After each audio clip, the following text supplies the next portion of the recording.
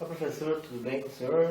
Meu nome é Fernando. Eu queria aproveitar aquela oportunidade que o senhor deu da gente gravar o vídeo da apresentação. Como eu moro longe de São João del Rei, estou fazendo estágio, então estou gravando na minha TV mesmo. Espero que você considere da mesma forma, porque seria muito dispendioso, até financeiramente, em relação ao tempo. Eu perco quase um dia na estrada, então para ir para São João del Rei só para gravar o vídeo, eu não sei se seria, para mim não seria interessante. Eu espero que você considere da mesma forma a avaliação.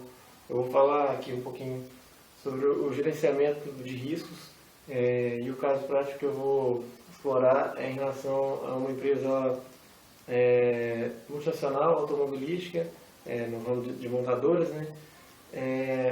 E eu não vou falar o nome da empresa por questões de privacidade da própria empresa, certo? Eu consegui esse material com um engenheiro que trabalha agora onde eu estou fazendo estágio, e ele me pediu esse cuidado de não revelar nomes dessas questões, certo? Então, eu queria começar falando um pouquinho sobre o risco, o que é o risco, algumas considerações sobre os riscos, certo? Podemos considerar que o risco é algo inerente ao negócio, ou seja, qualquer tipo de negócio, seja ele uma grande empresa ou pequena ou média, ou de diferentes ramos, todos estão sujeitos a riscos. Esses riscos podem ser de várias formas, tanto dentro da empresa quanto riscos externos. Eu vou explicar mais na frente os tipos de riscos, mas o certo é que em diferentes situações, todas as empresas vão enfrentar riscos, e é importante que elas estejam preparadas para isso. Essa cultura de gerenciamento de riscos é algo relativamente novo, uma vez que as primeiras pessoas que foram incluídas em organogramas de empresas com esse papel datam de mais ou menos 1995, ou seja, apesar de ser algo conhecido há muito tempo, né, os problemas que são enfrentados, o gerenciamento de riscos ainda é algo novo. Isso também se reflete na literatura sobre os riscos. A gente não tem tanto material para pesquisa em relação a isso.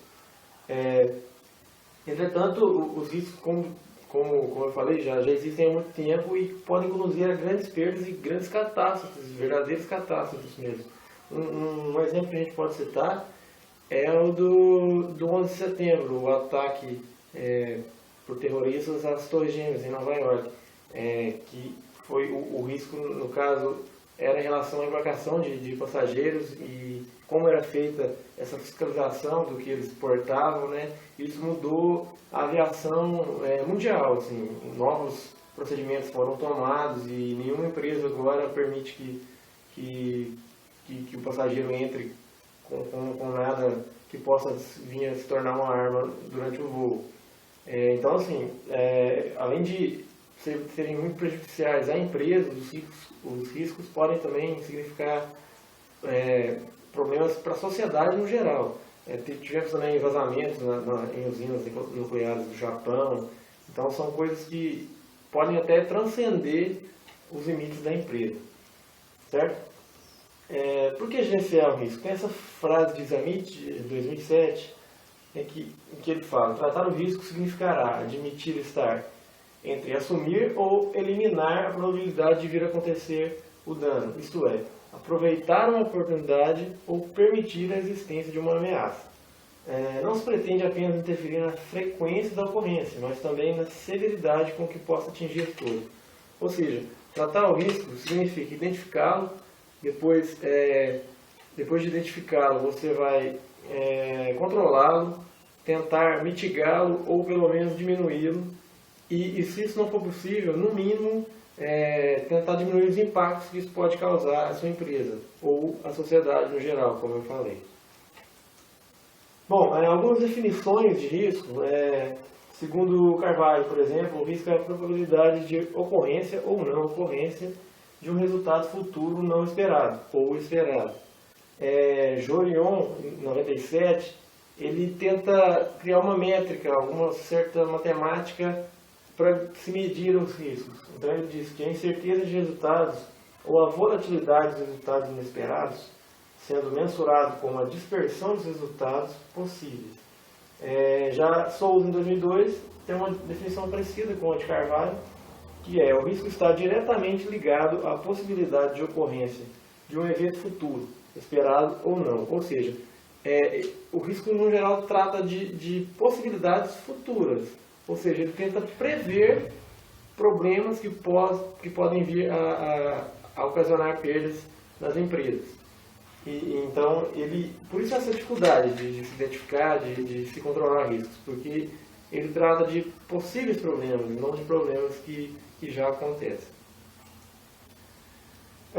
Então, os riscos podem ser definidos separadamente. Essa é uma definição de Santos também, no trabalho impresso, não, descrito. Eu trago uma definição também de Duarte Júnior, que trata mais de forma corporativa do risco. Santos trata do risco conforme a sua causa.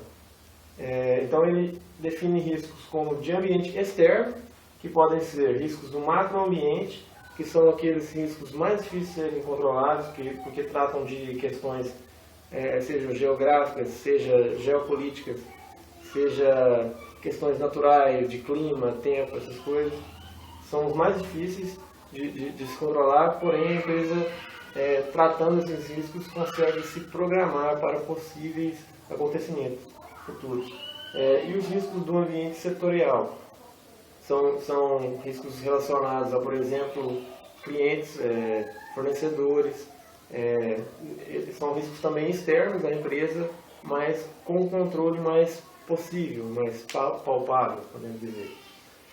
E também os riscos de ambiente interno. Os riscos são eles, né? Os riscos financeiros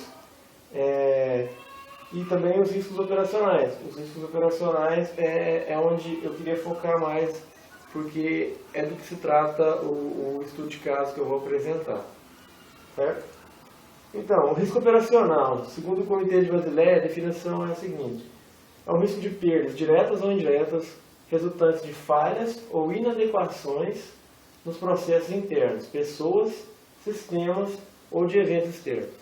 Ou seja, é um risco que está mais relacionado à operação mesmo, como o próprio nome diz, de risco operacional. Então, ele pode ser mais bem observado, porém, por causar em geral pequenas perdas, muitas vezes passa despercebido. São raras as situações em que riscos operacionais ocorrem de forma a trazer grandes perdas para a empresa. Isso tende a fazer com que essas empresas não se preocupem tanto com esses riscos, sendo que o somatório dessas pequenas perdas, eles significam sim grandes perdas, porque é algo que ocorre com certa frequência nas empresas. Então, ele não se torna menos importante por ser, em geral, pequenas perdas. Ele pode ser dividido também, subdividido em riscos humanos ou de pessoas, que são riscos relacionados a falhas de operação por parte dos operadores. Esse risco pode ocorrer ou por falta de treinamento, ou quando é um risco não intencional, né? Ou então pode ser também riscos intencionais. Essa é uma das partes mais difíceis de se controlar, porque você está lidando com seres humanos e pode ser que ocorra, e ocorre muitas vezes em empresas, que o próprio operador intencionalmente causa a quebra de algum equipamento, algum problema que possa gerar perdas durante o processo.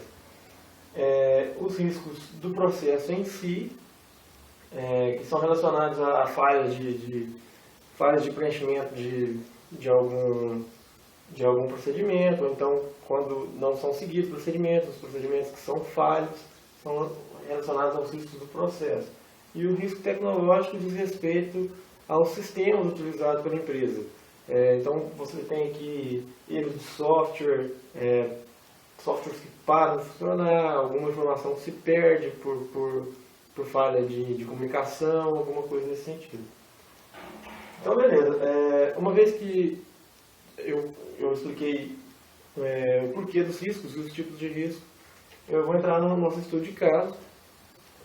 Como eu falei, de uma empresa multinacional do ramo de automóveis, e o gerenciamento de risco partiu de uma demanda mundial dos líderes globais da empresa, depois que ocorreu em uma sede, não no Brasil, em uma outra sede, um problema muito grande relacionado à não gerência de riscos. A partir desse momento, com uma consultoria que foi feita nesse local, constatou-se que, se houvesse gerenciamento de risco, teria sido evitada essa perda. Então, a partir disso, as grandes lideranças, as maiores lideranças da empresa, redividiram para todas as empresas e tornou-se padrão que houvesse gerenciamento de risco.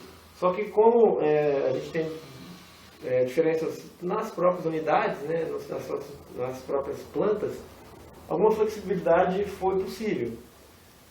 Então, quem ficou responsável pela gerência de risco foram os líderes de cada planta, reportando, é claro que com os padrões já existentes, que são mundiais, né? Mas eles tinham liberdade para gerenciar o risco dentro da própria empresa, reportando para as lideranças mundiais. Então, na empresa em questão, que eu estou falando, aqui no Brasil, foi criado um documento procedimental, ou seja, tornou-se procedimento o gerenciamento de risco. Qualquer projeto, seja ele novo ou que esteja já em andamento, qualquer projeto tem que seguir esse procedimento novo que foi criado para gerência de riscos. Certo? Então, a primeira fase é a de identificação de riscos. É formado um grupo onde o gerente do projeto é o principal responsável, mas também conta com participação de pessoas de vários setores, sejam eles de segurança e meio ambiente, de qualidade. Sempre é obrigatório que tenha um operador nessa equipe e alguém também do financeiro, para que seja feita a identificação desses riscos. Então foi criado esse organograma, onde você tem o risco total e ele é subdividido. Riscos que são externos, sejam eles previsíveis ou imprevisíveis, são automaticamente aceitos pelo projeto. E os demais riscos são considerados e são debatidos com essas pessoas que eu citei. Então você tem aí a identificação de riscos técnicos, que sejam eles de complexidade de projeto, riscos de protótipo, etc. A gente tem riscos legais, que são de reclamações contra ou de terceiros, riscos de contato, e também riscos não técnicos, que são eles de fluxo de caixa, de custo, de prazos gerenciais. Então, mais uma vez, esses riscos são automaticamente aceitos, os riscos externos, enquanto os outros serão debatidos e têm que ser identificados e debatidos por todas as pessoas envolvidas. A partir desse momento, é importante também falar que esse documento, apesar de seguir um padrão, ele foi criado para não ser algo completamente engessado, porque pode ser que ocorra que algum dos riscos aqui não seja identificado neste momento, mas que seja identificado após esse momento. Então é importante que a gente tenha meios para incluir novos riscos posteriormente.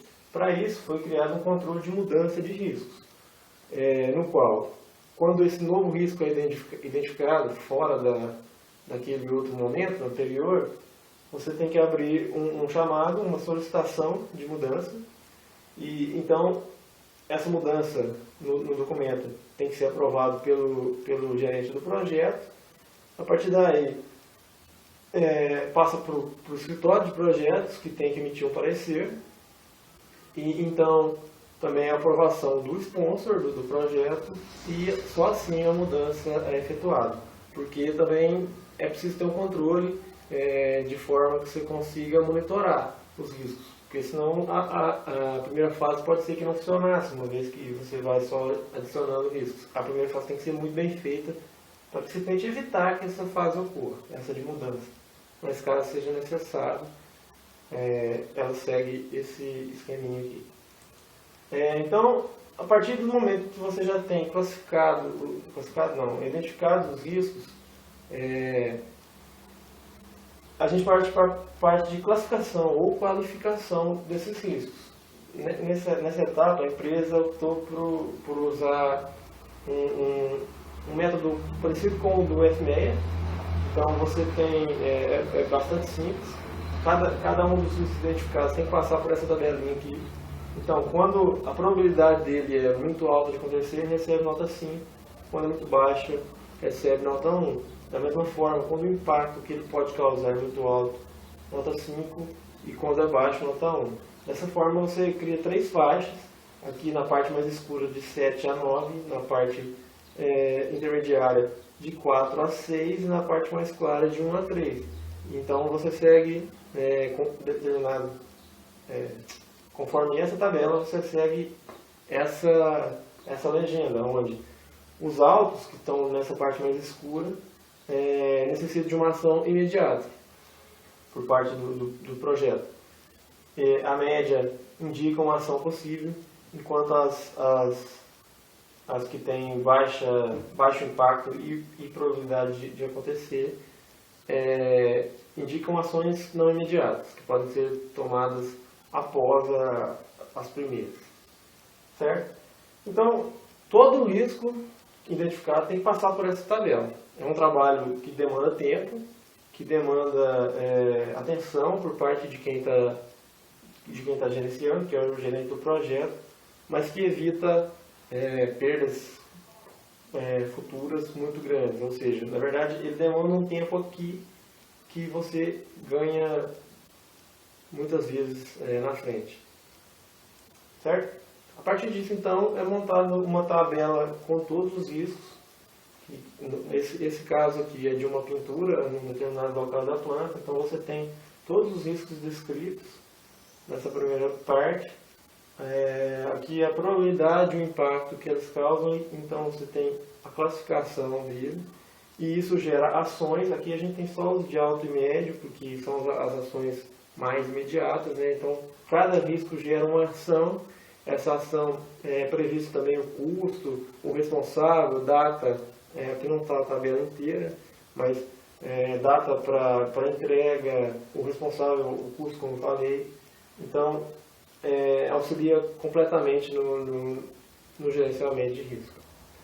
Bom, concluindo então, o que se pode tirar desse estudo é que, primeiro, que a implementação não é fácil, é difícil. Ela, como eu falei, demanda tempo, demanda que todos os envolvidos estejam comprometidos, entendam, até o segundo tópico. Todos têm que estar comprometidos e entendendo a situação e o porquê de se tratar dos riscos, as benfeitorias que isso pode trazer para a empresa, porque senão você não consegue lidar com tudo. Se você não conseguir, não tiver o engajamento das pessoas, o gerenciamento não vai ser bem feito. Para o gerente de projeto, significa muito maior controle sobre o próprio projeto e sobre esses riscos, uma vez que ele consegue controlar os riscos, ele consegue controlar melhor o projeto. A prevenção contra riscos é eminente, ela realmente ocorre, você consegue se programar para possíveis problemas. E o ganho financeiro que isso traz, mesmo neste caso de riscos operacionais, onde as perdas não são tão grandes, tão devastadoras, como eu falei, o somatório dos pequenos riscos trazem uma perda grande no final das contas, certo? Então, você tem um ganho financeiro, além de ganhar também tempo em suas operações e não correr riscos como os citados. Então, é isso. O trabalho foi esse. Eu gostaria de agradecer, principalmente, pela oportunidade de gravar esse vídeo, vai me ajudar muito.